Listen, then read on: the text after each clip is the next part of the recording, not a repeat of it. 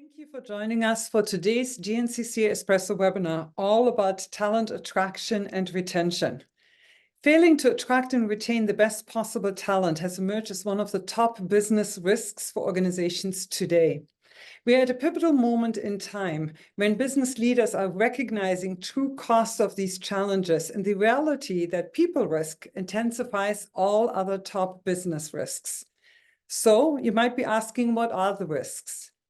Shortfalls in talent or critical specialized skills can hamper innovation and competitiveness and increase exposure to cyber attacks, regulatory breaches, supply chain issues, business interruptions, and reputational damage. The risks are high. But a significant gap between awareness and preparedness for the issue is also present, as many businesses have yet to quantify their people risks. And this is why we have gathered today, to ensure that you have all the possible tools to create greater stability within your organization. And one such way to do so is to harness the power of job grants to support the training needs of your team. Training and developing employees are an important way to attract and retain existing staff. One of the key reasons people leave a job is the lack of training that was offered. So the questions are you hiring new talent? Are you training your current people? And are you going to be doing either in the future? And most importantly, did you know that there are grants available to do both? My name is Mishka Balsam, and I will serve as your moderator for this session. Our Lunch and Learn is proudly sponsored by the YMCA Employment and Immigrant Services of Niagara, a steadfast partner in our Lunch and Learn sessions. Their support is invaluable as they offer employment programs to assist job seekers from entry-level positions to senior roles, making the job search journey more manageable, while at the same time assisting employers as they provide extensive employment service programs as well. But before we delve into the webinar, I'd like to introduce a brief 5-minute financial download from CS Smith Financial Services, Inc., brought to you by Brandon Curry, who is an advisor at CS Smith Financial and Sun Life Financial. Brandon, over to you. Thank you very much, Mishka. I just wanted to really appreciate the invite for being on today. And I wanted to, based on the topic of this conversation in this Lunch and Learn and retaining staff and retention, I wanted to educate the most recent survey that was done by FP Canada about stress in the workplace. 2,000 Canadians between March 29th and April 7th, 2023, using a Ledger's online poll, basically said that the number one reason why they're stressed at work and why they can't do their job more efficiently is because of financial stresses in the workplace, at home. So this reiterates the importance of employers of being knowledgeable and understanding of what's going on, that to give them access to certified financial planners or financial planners in general in order to alleviate this stress. It is the number one reason for stress leaves at work, which I found to be extremely shocking, that FP Canada, which is the governing body of the Certified Financial Planning designation, that came out with that being the number one reason they don't go into work, they take time off, they go on stress leave, and it's also the number one reason for divorces as well. So if you wanted to know more information about this study, I'm more than willing to share it with the participants, which I will do. And over to you, Mishka. Thank you. Thank you so very much. And Brandon, I think it's really interesting that you're talking about stress. We just recently held our International Women's Day event and also talked about actually mental health in the workplace. And stress is most definitely something that has a huge and tremendous impact on our mental health, and therefore also impacts our organizations, impacts our teams that we're working with, our colleagues and everyone else. So thank you very much for bringing up and also making the link to our financial well-being at the same time, and how both, I think, are connected. So really appreciate it. Thank you for being with us. And on that note, we're going back to the main topic of today's webinar, which is focused on the training of individuals, the tools and aspects that are available to employers and to team members to ensure that the workforce that they have, the colleagues and teams that they have, are the best trained ones, as that is one of the indicators of actually why people are staying on board, because they see an opportunity in their own skill development. And their commitment to skill development is, I think, ongoing. It doesn't end when someone has a graduate degree of some sort, but it's something that is a lifetime commitment for all of us. So thank you very much. And I would like to introduce our panelists. We have Diana Delia, who is the General Manager of Employment and Immigrant Services of the YMCA of Niagara, with us.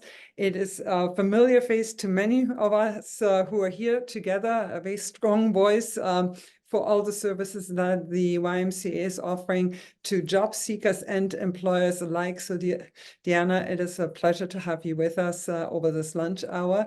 And Diana is joined by Nathan Cheney, who is the Director of Brock University's Professional and Continuing Studies, a program that actually is supporting the development and processes to allow for continuing education offerings to flourish, not only across the campus, but also in the community and beyond. So we're really pleased to have both of you with us to really give businesses more and provide them with more tools than maybe they have thought that were available to them. I had read a recent report, which was very interesting to me, to seeing how over the last 10 years, so much of the training has really moved away from organizations. They're spending less and less on it, and are looking for more opportunities to see where and how they can turn to other organizations to partner, to develop, and the skill set that is needed within their own team. So I think it's a very timely topic, and I'm really glad that both of you are with us.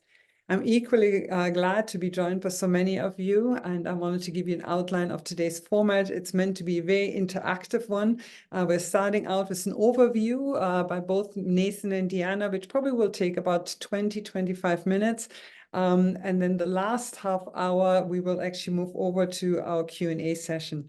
We really encourage all of you to utilize the chat function. Let us know during the presentation if you have any questions. We'll get to the questions after following their presentations, in the hope that maybe some of them get answered as the presentation is going on.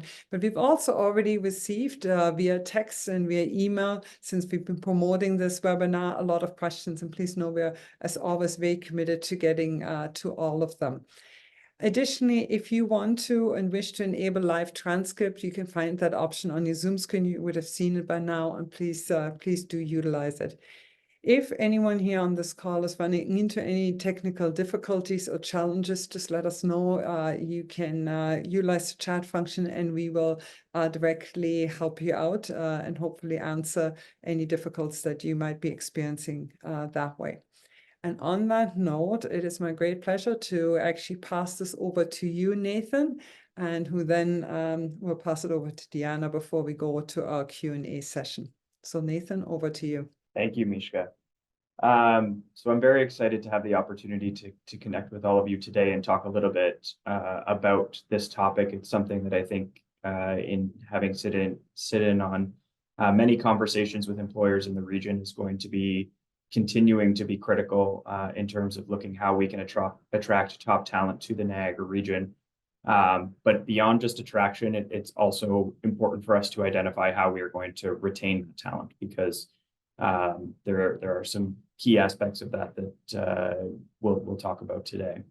And so I always like to start this presentation with a quote from Benjamin Franklin that I think is quite pressing even now, which is, "For the best return on your money, pour your purse into your head." And this is for employers, this is for employees, this is for anybody who's looking to identify the best way forward. There's a number of statistics that exist that highlight that the value that you have is often tied to education in terms of your employment income, in terms of your ability to move up throughout your career. These are important aspects that it is for you to consider. And so I think it's an overarching quote that we can think of as we look to the value of education in your career development or in the development of your staff. And so why is professional development and continuing education important? That's a big part of what I'm here to speak about today before I pass it on to Deanna to tell you some ways that you can get some money to help support this. We've all seen these headlines. These are headlines that have popped up over the last couple of years. The idea behind quiet quitting, the Great Resignation, employee apathy, the transition from people jumping job to job, and as I mentioned earlier, we've heard from a number of employers who have identified that one of their top challenges as an organization is finding and retaining top talent. And so, for the employers that are joining this call, one of the big things that I hope that you take away from it is that businesses that do not offer career building educational opportunities for their staff see greater employee turnover. This is a study that was done by Business News Daily and conducted in association with a talent retention company, particularly for the younger generations as well. So millennials and Generation Z. 74% of employees have noted that a lack of professional development opportunities are preventing them from reaching their full potential. And of those 74%, 94% of them said that if they were invested in by their company or felt invested in by their company, that they would actually be more likely to stay within their current role. And there is a production cost to that, including your workforce. So data from the Work Institute estimates that each lost employee costs the company on average 1/3 of their annual salary, and that's not including the amount of time and money that is invested into the hiring process. And so, I've heard stories over the last few years about people who are jumping ship over, amounts of money that they want to see, and how do I build a culture that's going to retain employees? One of the ways that you can do that is talking about how you invest in them so that they're seeing growth. I mentioned the Work Institute, the Gallup Institute, or Gallup has put the figure even higher, placing value of a satisfactory replacement employee as the equivalent to 1/2 to 2 times the original employee's salary. So between 1/3 and 2 times the original employee's salary is what it costs to retain. I share these stats not to scare people, but to recognize that especially as we don't want to talk about the word recession, but as we look at the potential for recession, professional development and continuing education are some of the first budgets that get cut. And so one of the reasons that we were so excited to do this presentation is to talk about ways that you can avoid that and show the value of what that looks like. And in order to show you of the value that can be, not only in terms of attracting talent and retention, Brock University's Professional and Continuing Studies has recently partnered with a manufacturing innovation center, and we received skills development funding, which is one of the potential funding options that I believe Deanna will talk a little bit about today. And one of the areas that we received funding in was the ability to train and implement new technologies into small and medium-sized manufacturers that allowed for them not only to train their staff effectively, but also to increase their business processes. And so I'm going to share a video with you to highlight some of the benefit of that. I do apologize because the video was taken from the factory floor, so it's quite loud. But in this video, you'll hear directly from some of the employees and the employer who not only saw the value in taking learning and programming, but also one of the key successes that we saw out of this is the implementation of these sensors allowed for them to better track their inventory. And by better tracking their inventory, they actually increased their sales by 20% because they could more accurately reflect the amount that was going out on the floor. So in addition to showing their staff that they were investing in their staff, the skills and the talent that they received from their staff investment and from this funded program allowed for them to improve their staff's positioning within their company and increase their revenues by 20% across the distribution that they were doing in terms of the chemicals that they were using. So without further ado, I'll just share my video here. On behalf of Brock University's Professional and Continuing Studies program, we're very pleased to have partnered with MTech Hub and Sterling Chemical for this amazing program, Manufacturing Optimization and Data Analytics. It's an example of taking subject matter expertise and scaling it for positive impact in the local community and encouraging workforce development. The program is a smart technology accelerator, and the intent was to get Ontario manufacturers to adopt technology, use it in their operations to increase productivity, reduce costs, increase quality. Sterling was under the leadership of Greg Weeks, really did a great job in taking the principles that we brought into the accelerator program and extending that to what they need at Sterling. So the MODA program, we were attracted to it through our partnership with MTech Hub. They came to us and presented us with an opportunity to take a look at the technology opportunities that we could apply in our plant. So the kinds of things that we learned from the program was to look at our overall processes, look for where there's inefficiencies, weaknesses. I like to think of it as low-hanging fruit. What are the simple things that will give a big return? I spend 2 to 3 hours a week walking out here into the plant with a tape measure, trying to figure out, along with a calculator and a binder, how much product we have. I don't do that anymore. I pull it up on my screen and boom, I've got the answer. The program was very easy to maneuver, a good introduction to the Internet of Things and introducing sensors into manufacturing. One way we've introduced our sensors into our situation is into our storage tanks. Our storage tanks would then be used to fill a transport truck. Those transport trucks are meant to hold just about 20,000 liters, and before the sensors, it would be a guess on how much we are actually filling the trucks to. With our sensors, we've been able to get our trucks filled to 19,500, which is about 1,500 more than we would normally. That 1,500 more has cut down the cost of freight and increases our revenue. We're here today showcasing the Skill Development Fund, a great example how we can have a collaborative leadership wherein the academicians like Brock University, MTech Hub, an organization and a company for profit which is serving the community like Sterling Chemical and government come together and pool in the resources for the betterment of our manufacturing facilities in our province of Ontario. Congratulations to everyone involved in this innovative new partnership between Sterling Chemical, MTech Hub, and Professional and Continuing Studies at Brock University. This partnership demonstrates Brock University's commitment to community engagement and capacity development in all of our communities, including those in Burlington and in the Greater Toronto-Hamilton area. Congratulations to everyone who brought together this unique partnership to support entrepreneurship, innovation, and growth in our communities.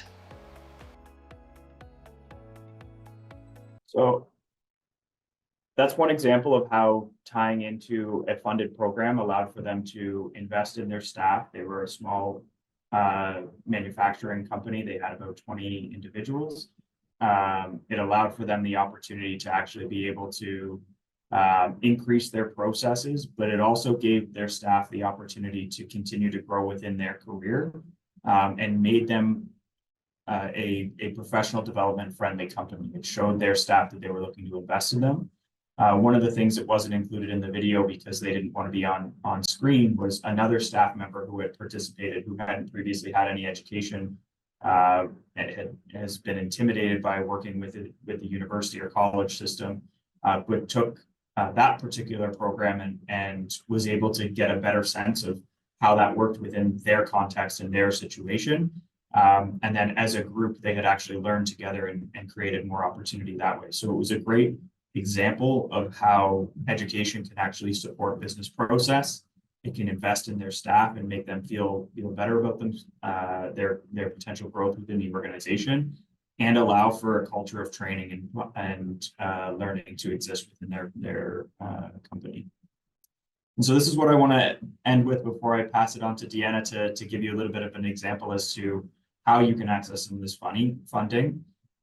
Is 5 keys to being a PD-friendly company. The first is to create an opportunity to learn about staff development goals, have an opportunity for people to be able to talk to you about where they want to grow within their career, learn about potential opportunities for professional development, and it can be paid or free. As much as I would love everybody here to come and study with Brock Professional and Continuing Studies, I also know that there are a phenomenal amount of free opportunities out there that people can go and take, including some with Brock ourselves. So please go and take advantage of that. And even just showing that interest will allow your staff to see that you care about their development goals. Continue to promote and encourage the use of company time to undertake learning opportunities. Don't make it all on them. Make it so that you're taking some of this time away from this. People are busy. We heard about Brad talk about the financial stresses that exist. Showing that you can give a little bit of time to allow for that, if possible, is really helpful. The fourth one is what we're here to talk about today. Find ways to fund it. There are lots of opportunities out there that you don't have to take on all of that money, and particularly as we are in a time where budgets are tightening, it's really helpful for you to have opportunities to learn about what that might look like. And then finally, encourage your staff to share your knowledge, promote internally, find ways to help see that there is an opportunity at your company. And if there's not an opportunity at your company, show them that you care about seeing their growth so that they want to stay. Even if you know that it's not necessarily going to be a forever fit at your company, it's always important for you to show that you want to be someone who's going to invest in your staff, because that's what's going to make them want to stay longer than we have to. And so with that, I'm going to just note if you have any questions about some of the work that we're doing, or you want to chat with us, here is our information. And without further ado, I'm going to pass it over to Deanna Delia to talk a little bit about some funding opportunities and some way that YMCA of Niagara can help you with that. Thank you. Great, thank you, Nathan, and great presentation. Michigan crew, as always, thank you for inviting the YMCA to talk about the world of work as we see it through Employment and Immigrant Services. Quickly today, the goal would be to get to a Q&A period, because I think we learn more through our Q&A than we do just through certainly being a talking head. In terms of what Nathan was talking about granting and incentives that are available to employers from both the federal and the provincial lens, there are a series of programs that are available for skills development, creating a more competitive labor market, whether it's federally or provincially, focused on new streams in STEM, R&D, advancing our underrepresented groups, attracting talent from province to province or from outside of Canada into Canada. And of course, to Nathan's point about retention and advancing your workforce to avoid layoffs. There is a tremendous amount of funding focused in some respects that are in our community that we can access. Most folks, if they're on the call today, most employers would be familiar with the Canada Ontario Job Grant, otherwise known as COJ. If you're in Hamilton, you call it COJI. Don't ask, I don't know why, but we call it COJ here. Employer placements through Employment Ontario Employment Services Programming, summer jobs, lots of folks are familiar with, and then Brock, Nathan reflected on the video, which was through the Skills Development Fund. Those tend to be the more common ones that employers know about, but in fact, there are pockets of federal and provincial money that are open for so many things. Too many for me to even talk about, and far too many for me to even pretend I'm an expert on. The best advice I can give is contacting an employment agency, not just the Y. There's Employment Ontario agencies throughout the province, a series of us here in Niagara who can help navigate a little bit of that process with you. But one of the easiest ways is simply navigating that on your own. And one of the ways to do that, and I'll share the link in an email after the presentation today, is through Canada.ca. They have a business, it's called business benefits finder, and it really opens the door to an entire series of grants and incentives that are available to businesses. I'm sure many are typing that in now, and you're going to see that there's a ton of information that is there. But at any rate, one of the things I'd like to focus a little bit on, because I think that's where the conversation originally started when it was tied with Brock and GNCC and the Y coming on board, was about the Canada Ontario Job Grant. And that certainly is a method of financial support that's open to employers to advance their workforce.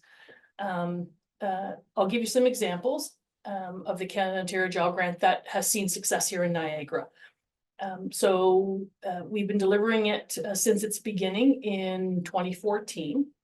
And some key objectives of the project is about job creation. So the Canada Ontario Job Grant isn't just about professional development. It's not just about upskilling your workforce. The intended purpose behind the Canada Ontario Job Grant is, in fact, to advance our workforce to the next level. It is, the taking an unemployed person and making them employed, or it's taking an individual at one level of skill development, advancing their skills and moving them to the next level of employment. So for example, we had a local grocery store who was in desperate need of a cake decorator, looked and couldn't find them. And so through our discussions, we said, do you have a loyal employee who is the right fit for your business? And they said, yes, we have a wonderful cashier. Talked a little bit about that. And then we covered the cost for them to go and get their cake decorating. And so that person advanced in the workforce and became a longer tenured employee, much to Nathan's point, chose not to leave because that employer invested in them. Another example is a laborer, a hand worker, was moved to a truck driver and then into a management position. We had a manufacturer who reached out to us, took a laborer and moved them into a gas fitter. Each of these individuals moved on the pay scale, not just the title scale, but on the pay scale, they went from $18 an hour to 21, or they went from 20 to 32 dollars an hour. And that is really the intended purpose of many of the granting that is being offered through the Canada Ontario Job Grant.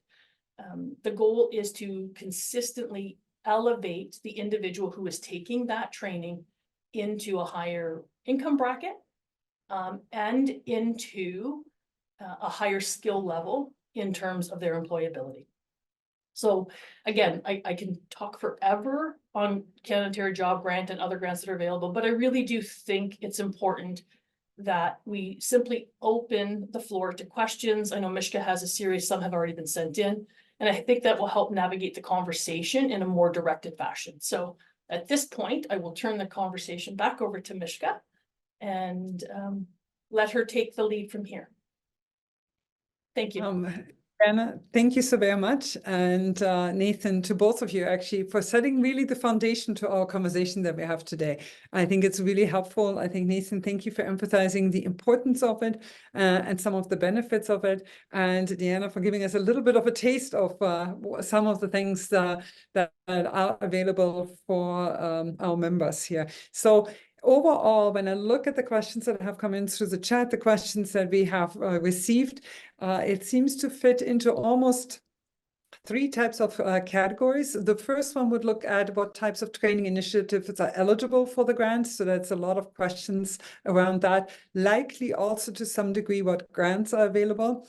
The second one, and there have been a number of questions about application requirements. And so that will probably be maybe the second part of our discussion. And all throughout, we will weave the third aspect of it, which is the overall benefits and value to training, to applying for those grants and others. So I think if we can shape the conversation around those three areas, I think we likely will cover most of the interests of all of our participants. But as we have half an hour left, I'm going to start out with some of the training initiatives, because I think there's been a high number of questions that have come forward. And then following that, maybe we look into some of the application requirements and assistance that's available. So if that seems good with both of you. Yeah. there. And so the first question, and that has come forward from people in attendance here as well as others, is what types of training initiatives are eligible for funding through these grant programs? And likely what I believe is we probably need to maybe start out by breaking down some of the grant programs that are there, because you, Diana, referenced federal ones, Ontario ones, provincial ones. There might even be some regional ones that are available. But maybe if we start out there and then specific training initiatives. And I'm not sure who wants to, maybe Diana, if I pass it on to you first, and then Nathan, I'll bring you in after that. How does that sound? Okay, so Diana, over to you. And maybe we can start out with one or two that are really popular, and then out of it, we likely will come to some that might be more applicable to specific sectors or other needs that people have. Okay, so I think the easiest place for me to start would be the Canada Ontario Job Grant and Employment Ontario Employment Services. Those are the two that we personally, along with other Employment Ontario providers in Niagara, deliver. And so it would be the one that, for us, in terms of the low-hanging fruit, that we know how to speak about. And then the other ones we can navigate together. So the Canada Ontario Job Grant, as I stated earlier, it is really intended to result in a new hire. So the intention of the funding is to onboard somebody, provide them with the training through Canada Ontario Job Grant to offset that onboarding and training costs. The individual then would pass the training, the certification, employment is contingent upon it, and the unemployed person now has a job. The second factor would be that the person has or advanced in a job. So I have an incumbent employee.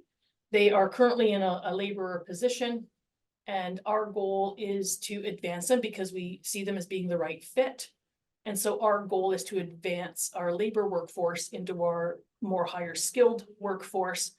And in the end, when that happens, the Canada Ontario Job Grant, in advancing that laborer to, say, a truck driver, opens the door for another entry-level position to be filled potentially through Employment Ontario or anybody else.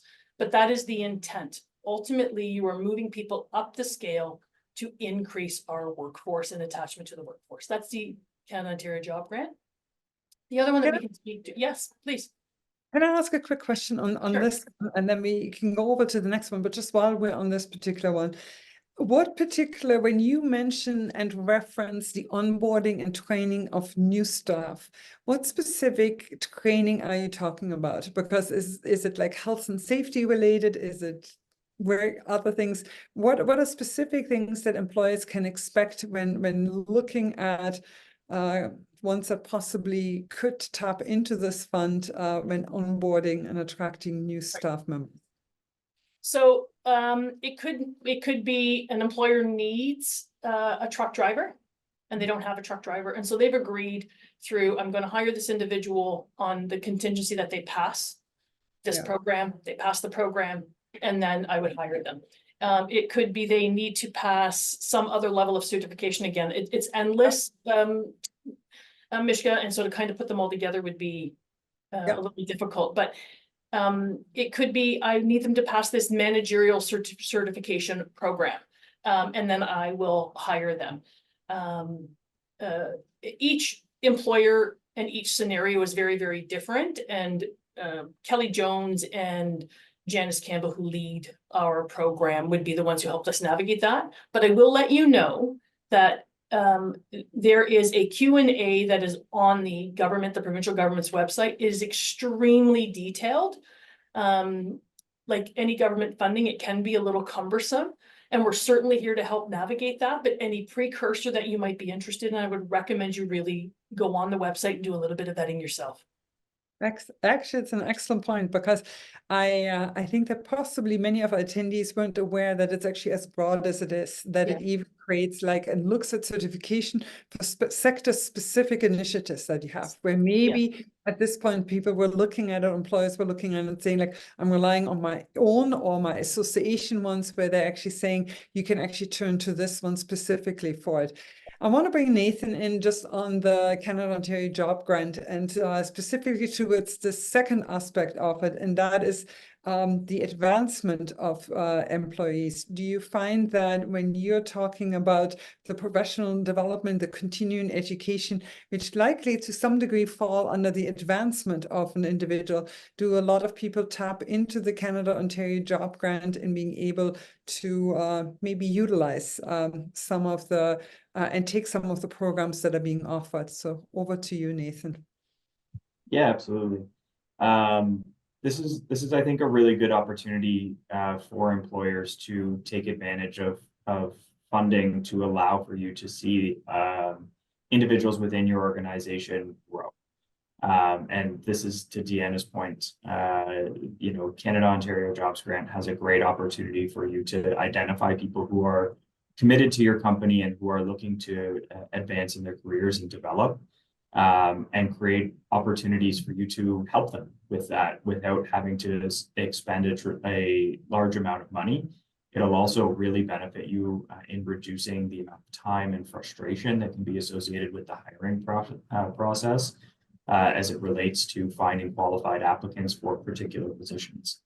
The other thing that I'll note, this isn't in relation to CODGE, but in relation to SDF, we saw a lot of success out of helping people who were currently underemployed or unemployed, who were able to take a similar program to help them become qualified for different positions within the sector. And this was a great opportunity for them to also advance their careers and advance their skills. So it's really what I would encourage employers to do.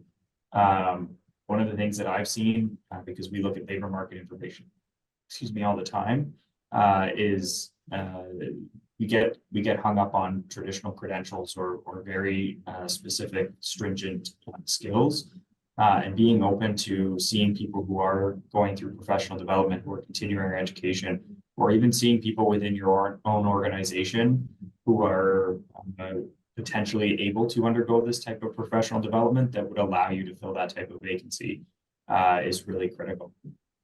So that's one way that I would say is really beneficial to look at these types of funding opportunities, because you're going to find staff, you're going to find development opportunities in places that you maybe aren't currently looking, or if you are currently looking, it might be a way for you to offset some of those costs.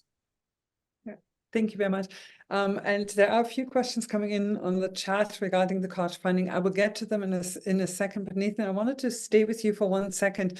And I'm looking, I think most employees are looking for professional development opportunities, but Brock is vast with many different departments.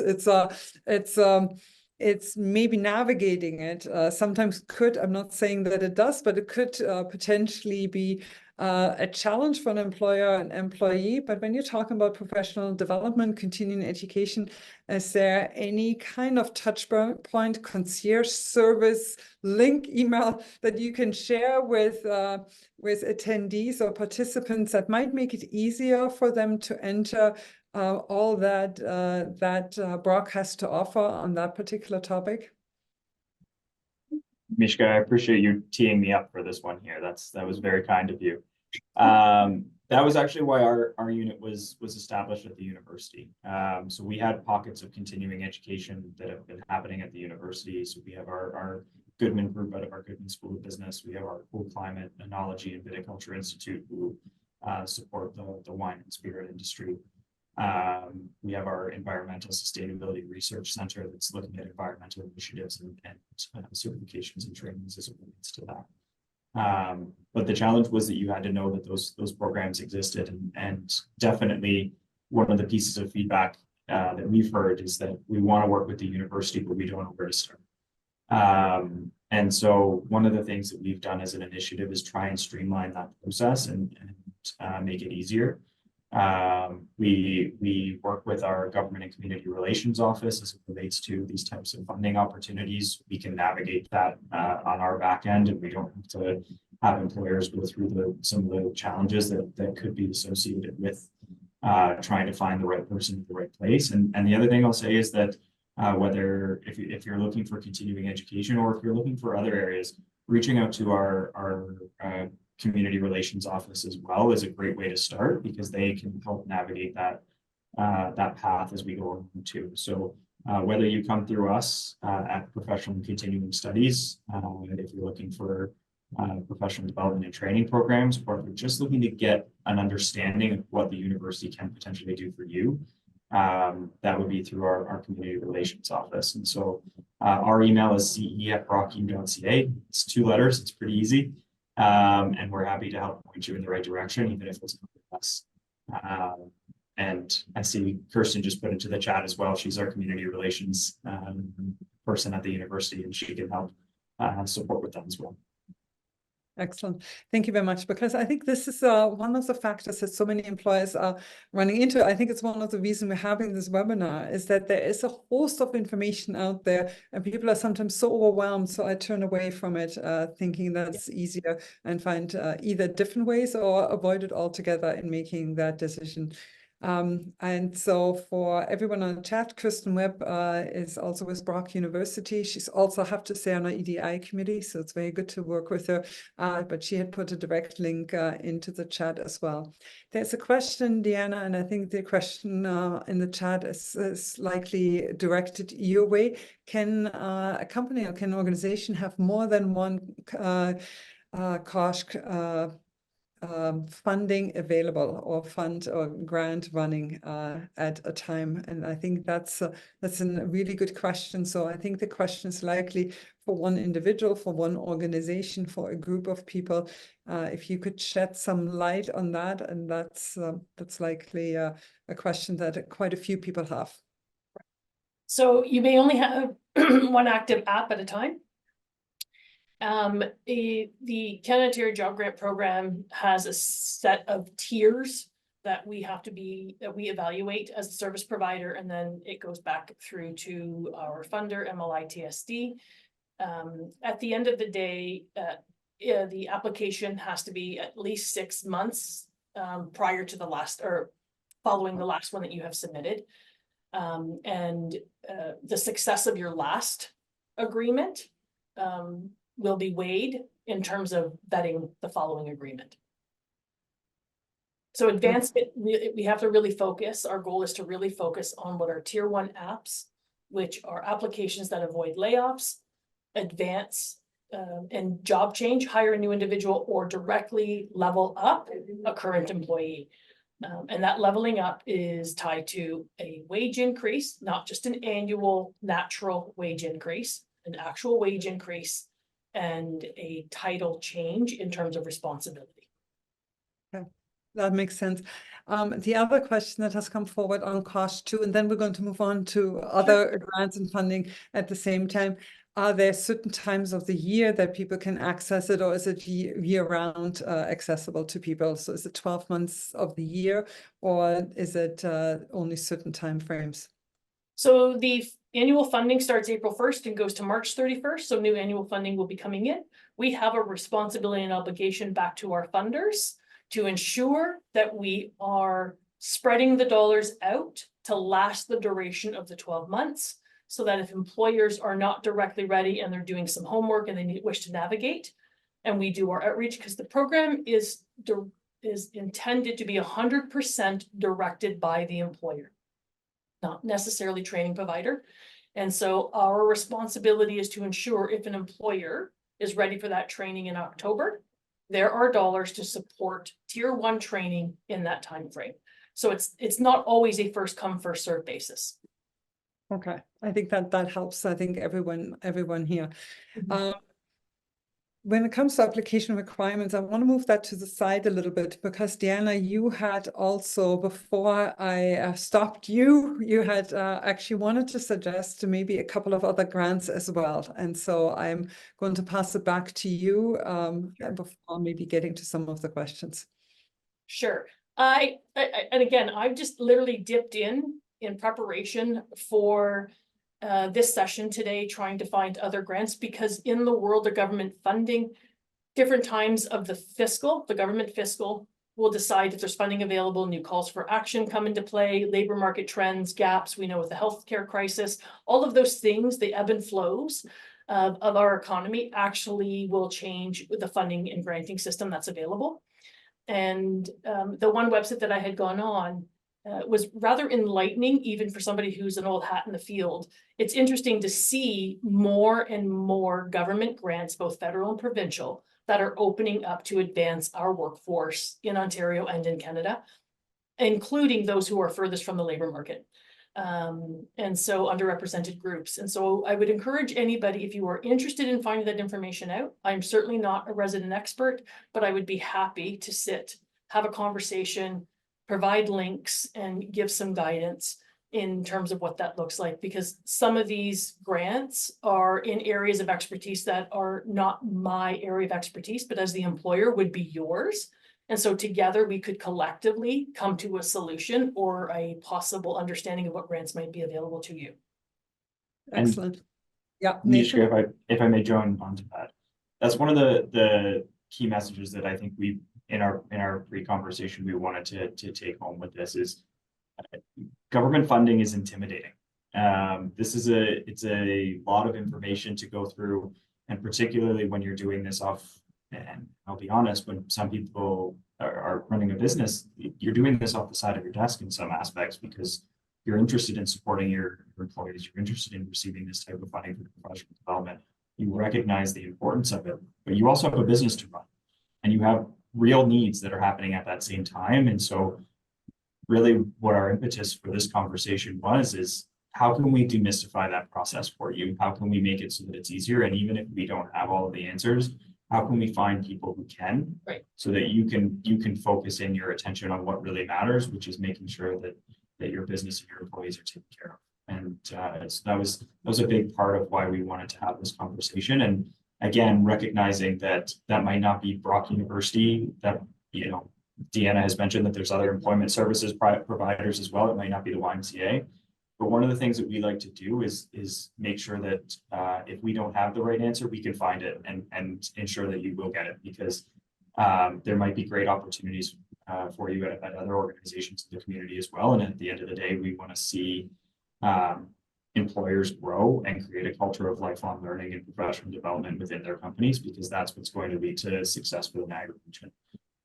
So that was a big part of why we wanted to have this conversation and this lunch and learn to begin with. And so I think it's important for us to share that. And so thank you for allowing me to jump in there, Deanna. And I think you're bringing up an excellent point of it, because we always have to bring it back to what is the value to the individual, what's the value to your team, the value to your organization, and actually moving through that aspect of it. And Nathan, you touched on it quite well. One of the questions that has come forward from attendees and participants today is to saying, doesn't these grants that we're talking about, do they cover 100% of the cost? Do they cover a portion of the cost? And that is always something that individuals would like to know. Is there a cap to it? Meaning we cover the first 2,000, first 5,000. Does anyone have a little bit in either one of you, some kind of sense of giving attendees a sense of what and how much of it is covered, if all of it is covered or a portion of it? And likely we can't pool all grants into the same bucket, but maybe overriding it and saying this is what people can expect might encourage people to move forward with it as well. And maybe on this one, Deanna, if I pass it on to you, and then Nathan, if you have anything to add, I'll link back with you as well. Deanna? Perfect. Yes, that really depends on the grant. Some of the grants I've done some digging myself just recently, as I've said, some are 100%. Some are 50% of a wage subsidy. Canada Job Grant can be up to $10,000 with the employer, depending on the size of the employer, depending on the type of employer, profit, non-for-profit. All of those things do weigh in on how much the employer must invest in money match. I think that it's important that quite a few of the government grants are looking at having the employer themselves have skin in the game. I think that the government, both provincial and federal, are saying we want to advance our workforce, but we want to do that alongside in support of the employer, which is why in the example of Canada Ontario Job Grant, it is employer driven because they're going to be investing. And so the outcome on the other side of that is a stronger workforce and a stronger employer base. So in quick off the top on some of the notes I've taken, and I'm looking here, I can see that some of the research development grants could be 100% that they've paid. In that some, if they are STEM, can be 100% wages. When we talk about training and development, that can be in the form of wages. If we think about one of the grants I looked up, for example, again, I'm not an expert, just looked it up, quick review, was to hire recent graduates in green energy. And it was a full cost recovery. And so if there's a full cost recovery in that wage, it's using that new talent to educate the tenured talent. They're recently graduated. They have, you know, the newest information that they're coming out with. And so how do you use what's new in your workforce to advance what's tenured in your workforce? And that's a totally different way of thinking, because normally we look at it as the new individual coming in has to learn from the tenured. But I think we've reached a point in some of our very higher tech employment opportunities, we're really looking at what does that mean, learning from our most recent hires. And we shouldn't be intimidated by that, because there's a lot of talent that's looking to come in. And that also serves purpose for the grants that are focused on hiring internationally trained individuals. It's the same concept. There's so much we can be learning from new hires. I fully agree with you. I couldn't agree with you more.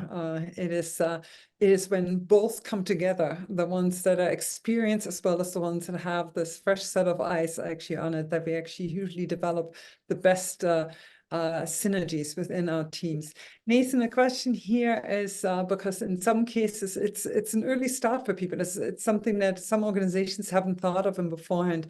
When you talk to businesses, when you talk to organizations and individuals interested in their training, what are some of the key benefits that businesses have realized through their participation? Because I'm aware that Brock University usually does a post-training at Brock University kind of survey, getting feedback from attendees, how they liked it and the value that they have gotten out of it. Do you have any sense of maybe some of the things that employees training and development has resulted in for the employees as well as the employers? Yeah, one of the things that we really focus on through our programming is trying to tie it back into their current position or their future position.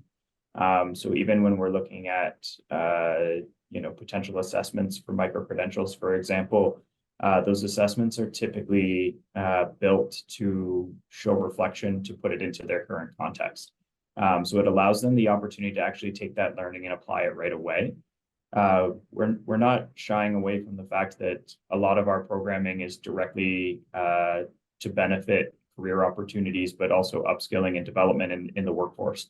And I think that's something that is not commonly heard from universities, but it's something that we really truly believe in at professional continuing studies, and it's something that we build in throughout the entire process of course development and training development. So in terms of the surveys, we look to get feedback from participants as to how they are planning on actually implementing this into their careers, so that we can have a better understanding of what areas we can improve upon in terms of learning design to make sure that that is something that is applicable. And we also look to receive feedback after the fact to see how they've continued to develop and grow that into their careers. And so we encourage people to stay in contact with us. In terms of organizational development, we've worked with employers to gain feedback both on the front end, so that we understand where their employees actually sit and need to or want to see development within their own organization, and also what some potential gaps are that helps with us designing training and development that would apply. These are more custom training opportunities, which wouldn't be covered under the same type of funding arrangements that Deanna has referred to earlier, but it does give you a good opportunity to talk to your employees about what development they want to see, and also listen to areas that you can see potential opportunities within your company to fix some of the challenges that your staff are facing. And when we talk about developing a culture of professional development and continuing education, that an initial listening piece, both prior to learning as well as after learning is critical to making sure that they feel heard and that they also see the value that you're putting into the work that they're doing. And so even if it's through us or it's through anyone else, I would encourage you to have that type of development mindset for your staff teams. Yeah, no, makes complete sense. We had spoken about some of the grants that are available, the funding that is available. We spoke about some of the benefits, but one of the key questions coming forward from a number of people is the application requirements. So Deanna, I'm going to turn to you because one of the biggest obstacles is that people are saying, I don't have time for it. It's too complicated. I don't know how to access it. Can you give participants a sense of what are the typical application requirements and procedures that they can expect? For sure.